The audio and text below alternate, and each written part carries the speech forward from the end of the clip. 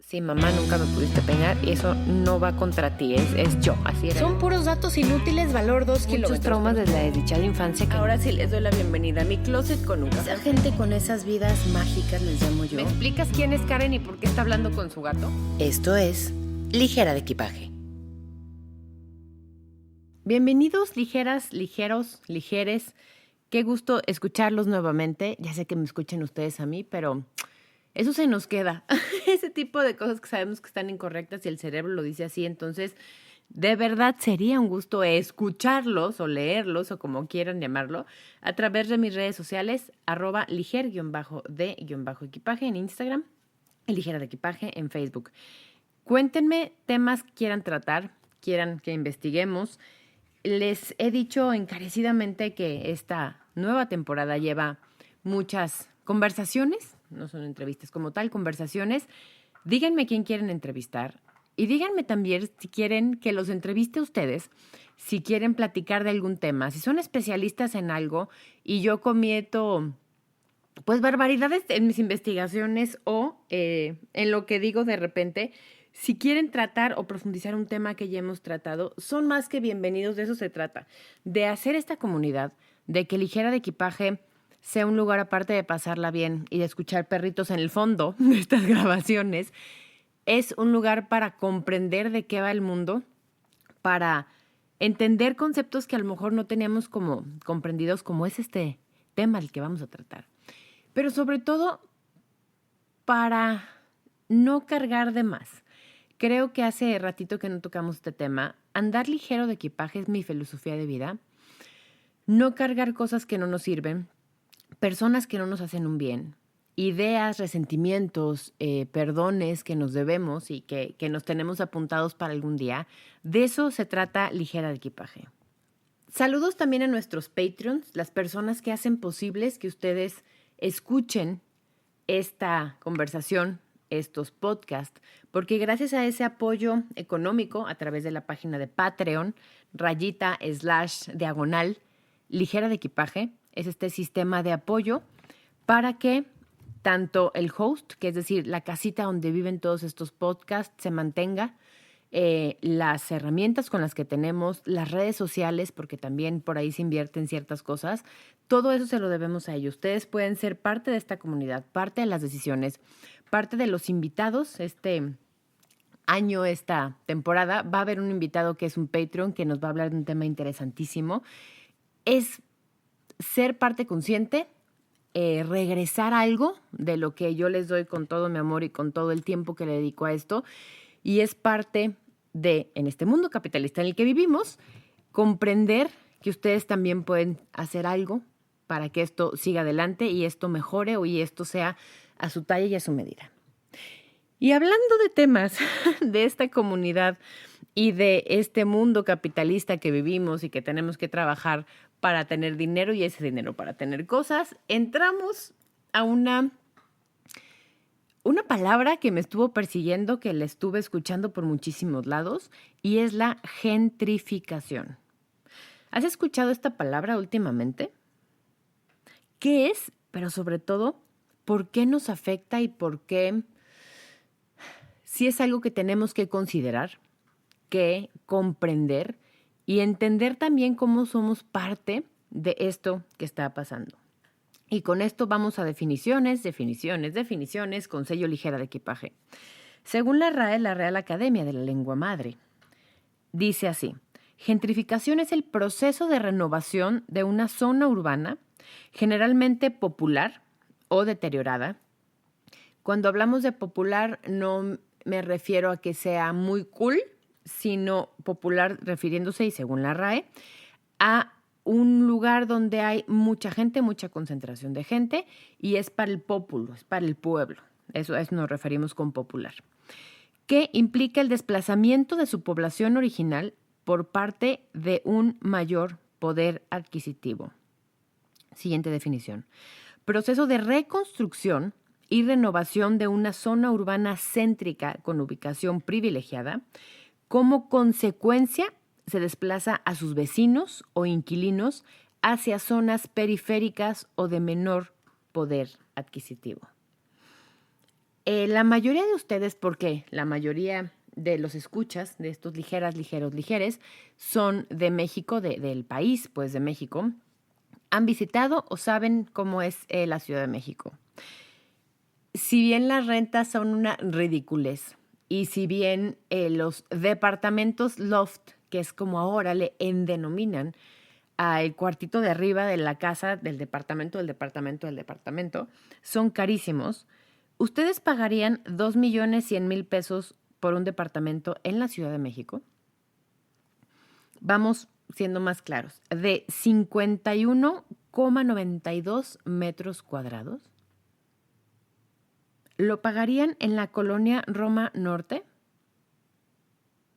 Y si te dijera que la Roma Norte es la nueva forma en que se le está denominando a Tepito, si bien se oye muy fresa la Roma Norte, porque la gente que suele ir a México sale a la Condesa, a la Roma, a todos estos como espacios que son como tan monos, decía la mamá de uno de mis mejores amigos, cuando nos decía, ¡ay! Hay un restaurante monísimo en la Condesa, habrían de ir. Ya sabíamos que nos teníamos que poner zapatos y quitar los tenis. Ya sabíamos que era súper costoso el lugar. Ya sabíamos que era un lugar que si no tenías reservación hace 6 meses no te iban a dejar entrar. Entonces, para nosotros el monísimo era esta connotación de gente muy nice, muy caro y que no nos iba a ajustar, entonces íbamos a otro lado. Pues es así como Tepito ahora se está conociendo y es un proyecto bien, bien fuerte que traen de gentrificación para Roma Norte. Para la gente que no conoce Tepito, para la gente que no es de México o hace mucho salió de México, sobre todo mis amadas y queridas alemanas, mexicanas viviendo en Alemania, que son muy fans y que agradezco tanto que siempre me escriban cositas.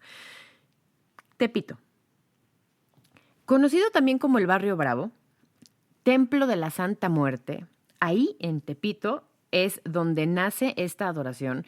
Inserto comentario aquí. Me encantaría hacer un episodio sobre la creencia de la Santa Muerte y de cómo se vuelve una religión y cómo cuando nada te salva y algo así te salva, te conviertes, pero no sé si esté lista para eso. Si ustedes están listos, por favor, déjenme en los comentarios. Es un tema que me está dando vueltas en la cabeza y que me encantaría tratar. Y repito la idea porque bienvenidos a Ligera de Equipaje, así funciona este podcast. Conocido como el Barrio Bravo, Templo de la Santa Muerte, lugar donde se vio nacer esta adoración, es uno de los lugares más peligrosos de todo Ciudad de México. Y vaya que en Ciudad de México, que es la sobrepoblación absoluta y la culmen de toda la gente que se va para allá, es muy peligroso y hay colonias muy peligrosas. Este se considera el peor lugar. En Tepito se dice que el único día que puedes entrar y salir sin que te maten, te asalten, lo que sea, es el Día de la Virgen de Guadalupe. Les digo que es bien interesante este lugar. Habríamos de hacer un capítulo si es que ustedes así lo desean. El lugar donde vio su nacimiento la licuachela, que son estas micheladas servidas en vasos de licuadora con gomitas, cacahuetes, camarones, cantidad de cosas en la tapita. El lugar donde es posible comprar absolutamente todo, desde refacciones robadas, clones originales, y tengo subrayado esto de clones originales porque si tú vas y compras una imitación de una marca, pues te cuesta 5 pesos. Pero si compras un clon, es todavía una forma más elegante y supuestamente son mejores trabajadas y vamos a decir en Super Mexicano da más el gatazo de ser esa marca. Ahí lo puedes encontrar de lo que quieras, desde relojes, perfumes, drogas, armas, grueso calibre, poco calibre. Ahí nacen los sonideros, ahí en estas vecindades y en estos lugares es Tepito. Una vez estaba leyendo un artículo y resulta que un señor muy fino y distinguido se quedó sin poder abrir su Mercedes de última generación y ni en la agencia le podían decir. Llega un compadre y le dice, pues vaya a Tepito, y ahí se lo abren. Entonces el señor tiene a bien subir su coche a una plataforma porque no lo podía arrancar y dice, váyase a tal esquina y pregunte por el Manchas. Entonces llega el señor y pregunta por el Manchas, obviamente súper asustado de que algo le fueran a hacer, y llega y dice, dígame jefe, oiga, es que es imposible abrir mi coche, la llave está adentro, entonces en la agencia me dijeron que es imposible abrirla, que porque todos los sistemas de seguridad y... Ah, sí, mire, espéreme tantito. que voltea el señor, un tepiteño de nacimiento, agarra una piedra, agarra un gancho, pues, un alambrito, el gancho lo deshace y queda un alambre, y le dice el señor, oiga, pero no me vaya a dañar la unidad, o sea, es un coche carísimo de París. Dice, no se apure, jefe, deme 2 minutos. Que con la piedra, en un espacio en la parte de enfrente entre los dos faros, así, les voy a decir, a la izquierda sobre no sé qué, sobre donde está el logotipo así, le dio 2 veces así, tuk tuk, con la piedrita, y luego agarró el gancho, pues, y lo metió así en la puerta, y dice que tuk, listo, jefe. En 30 segundos, en un minuto, su coche con toda la generación de cosas de seguridad y de que no se puede abrir, estaba abierto, impecable. Obviamente le dio mucho susto entrar y salir. Y obviamente el compa le cobró lo que quiso y el señor se lo pagó. Y decía el artículo, ¿cómo es posible que gente que no, entre comillas, sabe de sistemas de seguridad y todo, es capaz de en 30 segundos, en menos de un minuto, abrir un coche tan seguro y podérselo robar? En este caso no se lo robó, le hizo un favor, pero eso es Tepito. Aquí, donde la gente de verdad teme que maten a nalgadas a alguien más, es donde se está haciendo la colonia Roma Norte. Y Tepito es un claro ejemplo de lo que es la gentrificación, de lo que está haciendo como proceso, de cómo el nivel de vida va a comenzar a cambiar, de cómo el café de olla que vendía Doña Pelos en la esquina junto con las tortas de tamal o con las guajolotas, que así les dicen ellos, o con las quesadillas sin queso, que nunca voy a comprender, pero no es tema de este podcast, costaba 10 pesos. Entonces lo agarrabas, te comprabas tus 10 pesos, te subías el pecero y esperabas llegar a tu trabajo. Ahora ese café de olla lo va a retomar una marca de cafés y te lo va a vender a 50 pesos. Y te va a decir que es orgánico y que es comercio justo. Entonces, ahora en vez de ser café de olla 10 pesos, va a ser café orgánico, consumo justo, con infusión de canela en vasija reusable, porque te lo daba en jarrito la señora, te lo tomabas, lo medio enjuagabas y bien te iba, y lo ofrecía a alguien más, y va a costar 120 pesos. Esto es el proceso de gentrificación. Así funciona esto y cómo estos lugares se van teniendo que readaptar a las demás cosas. Otro ejemplo que a mí me parece, porque me tocó vivirlo muy de cerca, me parece que lo vamos a entender mucho mejor. San Miguel de Allende, o como yo le denomino, el Disney de México. Si una persona no mexicana llega a San Miguel de Allende, va a tener la muestra gratis, exceptuando las playas, de todo lo que es México. El mercadito, la placita, las iglesias, los festivalitos, el mariachi, lo que ustedes quieran. Se habla en San Miguel más inglés que español. La botica de la esquina ahora es un Starbucks, y esto es real, no estoy poniendo cosas. Hay 2 de los 10 hoteles más caros de todo México ahí. La tienda de abarrotes ya es una charcutería gourmet y ya te venden las cosas casi que en libras. Tenía en Liverpool antes que ciudades más grandes. Esto es la gentrificación. ¿Cómo agarras un lugar y los inversionistas, la gente pensante, los economos, reinventan algo, le meten lana y lo hacen en un lugar carísimo? ¿Y qué pasa con la gente que ya vive ahí? ¿Qué pasa con la gente que tiene la casa desde hace 4 generaciones y vive en su casita y de repente tiene que pagar el parquímetro fuera? Tiene que ir con Don Chuy, que tenía la tienda de abarrotes, y ya se la compraron. Entonces, en vez de poder comprar su jamoncito que siempre compraban, ya solo va a tener 4 jotas. Este tipo de cosas pasa con la gentrificación. Y es que, si bien hay forma de ver el lado positivo, porque estás, volvemos a Tepito, haciendo un poco más segura la ciudad, vas a mejorar la iluminación, vas a mejorar las realidades, va a haber más comercios y más competencia. Si bien hay forma de que se le ve el lado positivo, hay muchas cosas injustas en el proceso, sobre todo para la gente media baja. A veces se compran predios súper grandes, muchísimos metros cuadrados por costos bien efímeros, y es un costo injusto. si hay una persona que está teniendo problemas económicos o es una amable viejecita que ya se va a morir y es sola, como decimos aquí en México, no tiene a quien heredarlo y le dicen, señora Cuquita, le vamos a dar tanto dinero, no sé, 20,000 pesos al mes hasta que usted se muera y con eso nos quedamos. Ese tipo de comercios bien injustos y de colonización, me atrevería a decir, es lo que pasa con la gentrificación. Estos lugares súper, súper grandes, las vecindades, por ejemplo, que eran terrenos impresionantes donde vivían a lo mejor 100 personas, porque en un cuarto vivían las 5 de una familia, en otro 4, en uno lo rentaban, la señora que cuidaba la vecindad. Es un lugar que se va a aprovechar. Se va a tirar toda esta vecindad que a lo mejor estaba cayendo y se van a hacer uno de estos super edificios que están de moda casi en todos lados, que tienen gimnasio, alberca, lugar para practicar yoga al aire libre, lugar para practicar yoga bajo una cascada de agua. Y esto es literal. Una amiga que queremos mucho vive en un lugar así. Lugar para que jueguen los críos, lugar para que jueguen los perros, lugar para que jueguen los críos con los perros. Y esto es lo que pasa en la gentrificación. Esto es como la gente que tiene un poder adquisitivo y un nivel y está acostumbrado a vivir en ese espacio, de repente todo es más caro, todo es más complicado, todo se sale de sus lugares habituales. Ya no está la taquería en la esquina con los 2 perros ahí comiendo los pedazos, sino que es la taquería que tienes que llegar con valet parking. A esto se refiere la gentrificación. Ejemplo que la mayoría de ustedes han de haber vivido y no lo sabían. Las casas, este concepto de Airbnb, que son casas o departamentos o cuartos que rentas por un tiempo muy definido, muy determinado. Y las oficinas remotas. ¿Qué pasa cuando tú tienes 4 años pagando tu renta a tiempo, en forma, tus servicios, todo?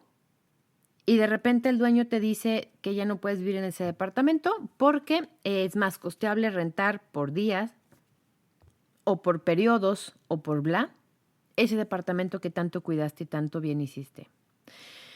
¿Qué pasa? Sobre todo en la pandemia pasó esto. Cuando lugares como Cancún, Mérida, de hecho la misma CDMX, que ya no es Distrito Federal, empezaron a rentar espacios para que gente de fuera, es decir, gente que gana en dólares, en libras, en euros, en se vinieran a trabajar acá. Entonces conocías Ciudad de México y vivías ahí mientras trabajabas en tu computadora y lo único en lo que gastaban eran en internet. Todo este tipo de espacios para turistas o trabajadores remotos pagaban en una moneda mucho más barata y hacían turismo al mismo tiempo. Es una idea genial, pero ¿qué pasa con la gente que sí está viviendo al día a día y que tenía ya, por decir así, su vida hecha? En Canadá, a principios del 2023, cuando sea que escuches esto, dejaron que solo los canadienses compren propiedades en Canadá. ¿Por qué? Porque había muchísimos inversionistas que llegaban, que trabajaban, que se iban para allá, que migraban para allá, que empezaban a comprar vivienda. Entonces los canadienses que llevaban toda su vida no podían adquirirla y la gente de afuera sí podía. Entonces dicen, hasta diciembre del 2022 los extranjeros podían comprar propiedades y ahora si no eres canadiense tienes como otra serie de reglas y de cosas y son otros lineamientos. Así de fuerte, de complicada, de importante es la gentrificación. Pero ¿cómo se origina? ¿Cómo empieza todo esto? Comienza con un grupo de personas o de empresarios o de empresas que descubren ciertos lugares específicos, elementos arquitectónicos, históricos, comerciales, culturales, un buen lugar, sobre todo en la Ciudad de México con los temblores, un buen lugar y lo consideran un sector despreciado o desperdiciado económicamente hablando. Terrenos municipalizados, ejidos, lugares que quedaron muy mal después de un sismo y los edificios ya no se pueden habitar, todo este tipo de cosas. Hace muchos años, una amiga llegó a vivir a París. Era su sueño, estaba trabajando como una loca y decidió irse para allá. Encontró un departamento en un barrio muy lindo que le denominan el barrio de los artistas y era un piso, pues su pisito chiquitito, tuvimos la oportunidad de conocerlo. Subías y subías, no me hagan caso, eran como 7, 8 pisos. Ese departamento que ella rentaba era lo que en ese departamento, muchísimos años atrás, eran los cuartos de servicio de la gente que mantenían viva la casa. Era un cuartito que cabía una cama matrimonial, una mesa con 2 sillas, una regadera flotante que estaba en una esquina, una mesa, librero, escritorio, lo que sea, y era absolutamente todo. Había excusados, pues WCs, que compartían como de 6 a 8 personas y esos estaban afuera y eran como 2, 3. Entonces, si ella tenía la necesidad de ir al baño, tenía que ir, a ver si no estaba ocupado. Ojalá alguien lo hubiera ocupado en buena forma y así vivía. Esto es el proceso de gentrificación a su máxima expresión. Mucha gente quiere ir a vivir a lugares bien específicos, a lugares muy determinados, y esto es lo que pasa. De ahí saqué el término saladorcina, porque era la sala, el comedor, la cocina, el baño y todo en un junto. Si el término no les queda como a su idioma, los españoles tienen la propuesta de cambiar gentrificación a elitización de un lugar. Y este término lo propone la socióloga británica Ruth Glass en 1964. Rapidísimo, ¿cómo funciona el proceso de gentrificación? Hay un espacio que está en proceso de degradación. Las instituciones, gobierno, quien sea, abandonan barrios céntricos que ya están deteriorados y ya tienen carencias de servicios básicos o que tienen dinámicas conflictivas o que es muy inseguro o que ya la iluminación no es buena y que son, no sé, iluminación, por ejemplo, ahorita que traen tanto de moda, que todos estos cables y todo tienen que ir subterráneos. Esos lugares que todavía no tienen como estas líneas o como estos avances y obviamente disminuyen el valor de la vivienda y hay lugares que hasta abandonan para que la gente se tenga que salir y se quiera salir de ahí, por ejemplo, por inseguridad. El siguiente proceso es el encarecimiento. Ya detectado este espacio, los inversionistas, las empresas, la gente, lo que sea, inyectan mucho dinero para limpiar la zona, para derrumbar edificios que ya no servían o que ya están en muy mal estado o que bla.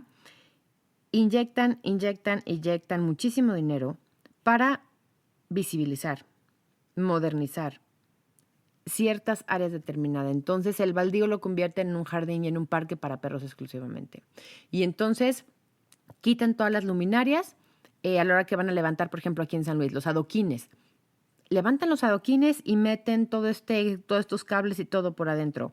Ponen algún centro comercial, algún lugar como de prestigio, por decirlo así, en esos lugares. ¿Cuál es el siguiente paso de este proceso? La expulsión.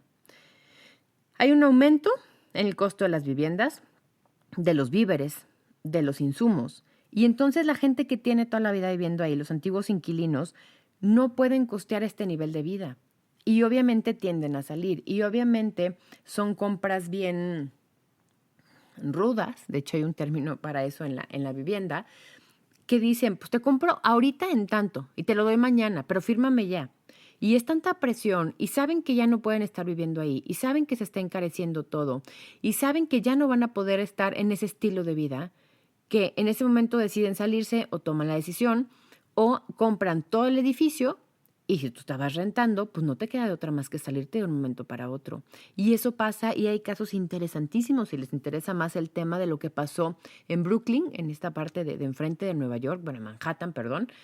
Y es interesantísimo cómo ahora Brooklyn es el nuevo Manhattan, porque en Manhattan ya no cabe la gente, y están elevando los costos muchísimos. Después de esta expulsión, que la gente o la van o se va, viene la comercialización. El lugar se convierte en zona exclusiva, queda destinado al alto poder adquisitivo y obviamente la gente va invirtiendo más, los precios van subiendo y es una especulación y es aire, como yo le digo, vender aire, porque van compra y compra y compra a precios más altos, porque así se decide. Repito, más bien corrijo. Así se planea este tipo de cosas. ¿Será este y otros problemas mundiales parte de la sobrepoblación? ¿Lo han pensado? ¿Por qué nuestros papás tenían casa, un departamento para renta, 2 autos y 2 hijos a los 30 y no nos iba tan mal en la vida? La humanidad acaba de llegar a, escuchen bien, 8,000,000,000 de personas viviendo en el planeta. Y esto está aumentando exponencialmente. Agrégale +1, +2 o +3, depende de cuándo estés escuchando esto y en qué año, pero 8,000,000,000. La población cambió pues de 1,000 a 2,000,000,000, o sea, de 1,000,000,000 a 2,000,000,000 se duplicó en solo 125 años. Si bien la sobrepoblación es algo, entre comillas, lógico para el ser humano, presenta un gran reto para el mundo. En gestión de recursos, en desigualdad, en desequilibrio para el desarrollo, en esto que estamos hablando de las viviendas. Y como yo siempre digo, fuimos bien rápidos para juzgar a Thanos. Thanos es pues sí, caricatura, pues empezó como un cómic, bichito que tiene como superpoderes, pues, de que está juntando como joyas del universo. Disculpen que no maneje bien esto del universo Marvel. Y que decía, o le quería él, todas las joyas de su guante, que son 5 me parece, para terminar con el 50% de la población, en muchos multiversos y universos y tal, y decía que de verdad la sobrepoblación era el peor cáncer de la sociedad. Entonces, yo digo que luego fuimos rápidos para juzgar a Thanos. La idea no era tan buena porque era el 50 y te tocaba el 50 sí o sí, pero creo que es una forma muy poética de presentar este problema. En la Ciudad de México, las colonias Condesa y Roma eran de clase media, principalmente en el siglo XX era como se manejaban, era gente trabajadora, chambeadora, ¿qué tal? Chambeadora que iba y venía y pues tenían sus terrenitos y sus espacios. El terremoto del 85, que fue tan devastador, y por problemas estructurales sobre todo, familias enteras se tuvieron que mudar y la zona se quedó desierta. Los edificios se caían por el tipo de construcciones que tenían, porque, les digo, fue uno de los terremotos más importantes. Hasta ese momento ya no sé qué va a pasar con los terremotos. Entonces muchas familias no podían vivir en esos lugares y obviamente no tenían ni el dinero ni los recursos para salirse de la casa, del edificio, tirarlo y volverlo a reconstruir. A finales de los 90, o sea, penitititas, inicia un proceso de gentrificación, de inversión, de reestructuración, de reconstrucción de este espacio, de este barrio. Además de ser arquitectónicamente súper correcto, porque es precioso, y eso se lo debemos al Porfiriato, si mal no recuerdo, se vuelve un lugar de preferencia comercial, de restaurantes monos, como dice Milur, de locales comerciales, de bares, de tienditas que entras y hay 3 playeras blancas y es lo único que hay. Y dices, ay, hombre, sí ocupo una, ¿verdad?, para el diario. Y ves y cuestan 5,000 pesos. Y dices, ¿qué pasó? Ah, es que es de pla. Este tipo de cosas pasan así y esto se convierte en objeto de deseo. Entonces todo mundo quiere vivir en la Condechi, en la Roma, un poco aspiracionista, diría el presidente de la República, pero es lo que quieres y es el objeto de deseo y por eso trabajas. Entonces por eso hay tanta población en lugares tan pequeños. En Barcelona, por ejemplo, pasó lo mismo en la Barceloneta. En Vancouver hay un lugar que se llama Yaletown. Vancouver está en Canadá y es como... Imagínense una islita pegada como una peninsulita, como Manhattan, nada más que un poquito más corta, vamos a decirlo así, donde tenía un puerto, que era un puerto de carga, que eran unas bodegas impresionantes de carga. Obviamente no era el lugar ni más bonito ni más seguro, porque era un lugar de carga. Lo que hacen es que estas bodegas, abandonadas después de que se hace otro puerto ya saliendo a la ciudad, un poquito cruzando hacia North Vancouver, y se quedan los espacios, pues espacios súper grandes abandonados.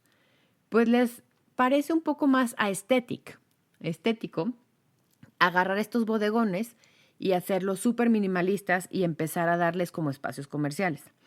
Era una zona peligrosa y pasó a ser el lugar de modernización arquitectónica, de cool para vivir porque hicieron unos superhoteles acá bastante propositivos. De hecho, cuando fue U2 ahí se quedó en esa zona. Y lo que pasa es que recrean, disculpen que esté tardando en pensar, pero es un tema que me gusta y que investigué suficiente, recrean cosas como calles amplias, como espacios grandes, como galerías de arte, para que la gente se identifique y vaya a eso. Entonces, si en Manhattan ya lo tenían y en Nueva York ya lo tenían, ahora lo tienes, entre comillas, al alcance de la mano. Una mamá de una amiga que tuve cuando vivía allá decía que su mamá le ofrecieron un pedacito literal de 3 metros por 2 en una de estas bodegas, que porque había sobrado de la construcción. Y entonces la señora dijo, pues la verdad es que no me cobran nada de renta porque lo que intentaban hacer era llevar casas, llevar gente, llevar comercios, llevar empresas, llevar todo. Entonces dijo que sí. Como era un espacio tan chiquitito, dijo, pues pongo una florería y cabo esto no, pues es la caja registradora y pongo florecitas y listo. Y a los 2 años de que la mujer estuvo ahí, decide comprar el pedacito, les digo, de 2 por 2. Y a los 5 años de esto, le quieren comprar ese pedazo para poner cafeterías, para hacer cosas, y ella no lo vende y obviamente subió el costo de sus productos y ahora viven sumamente bien. Ella hizo su carrera en gastronomía solamente de lo que ganaban ahí. Porque no es lo mismo que te vayas al mercado y compres 100 pesos de flores a que llegues a ese lugar en una zona tan exclusiva y que te vendan una sola flor por 100 pesos. Esto es la gentrificación y como ven pasa alrededor del mundo. Lo más importante de esto, para dónde vamos y cómo vamos, que es lo trascendental, y en qué condiciones vamos a llegar. Hablamos de sobrepoblación y de cómo hacer o seguir trabajando con ella. Y este es un tema que vamos a tratar largo y tendido, justo en este instante, a los socios, a la gente que está en Patreon, en este sistema de mecenazgo de apoyo económico, que pueden suscribirse y no nada más tienen acceso a un capítulo cada mes, sino también a los capítulos anteriores. Gracias por este capítulo. Les recuerdo, denme temas de su interés. Vamos haciendo esto juntos. Esto fue Ligera de Equipaje. Respira y permite. Darle vueltas y vueltas y vueltas como los satélites.